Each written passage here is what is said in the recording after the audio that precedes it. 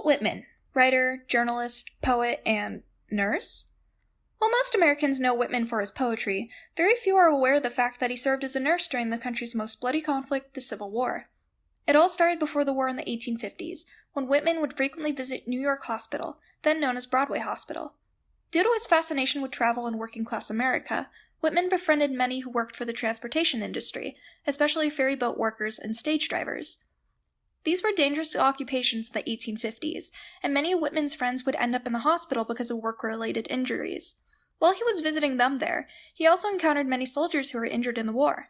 He even started writing newspaper articles on the hospitalized soldiers in the New York Leader in a series called City Photographs.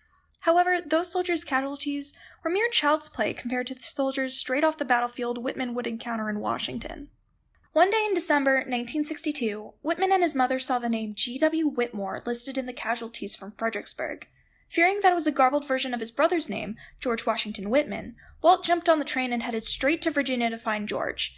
He was relieved to discover his brother in Fredericksburg, unharmed aside from a small face wound, but was greeted by a much more gruesome sight near the front lines.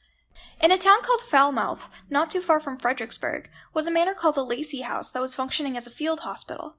On the lawn of the Lacey House was a sight Walt would never forget, a pile of amputated body parts lying near some deceased bodies. Before Whitman left Falmouth, he was tasked with transporting injured soldiers from the town to the hospitals in Washington. It was a long journey, half of it being by train and the other half by steamboat, and not all the soldiers survived the trip. This was the time when Whitman began writing letters for soldiers and relaying them to their families, a practice he would continue when he started nursing soldiers in Washington. When Whitman first arrived in Washington, he only intended on staying for a few days. However, he grew attached to the soldiers he nursed while he was there, so he ended up staying there until 1865.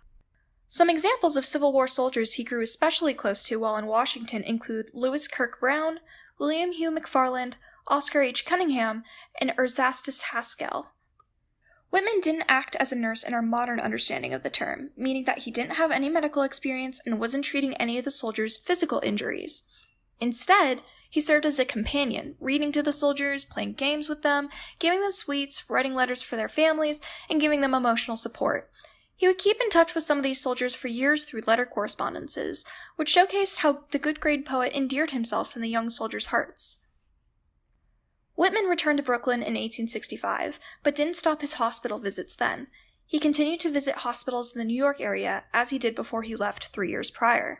However, although Whitman played his role as a nurse by the front lines in Washington and in New York, it is his Civil War service that made him go down in history as a caretaker. They even named a community clinic in Washington, Whitman-Walker Health, after Whitman and another caretaking pioneer during the Civil War, Mary Walker, thus immortalizing Whitman's legacy as a caretaker.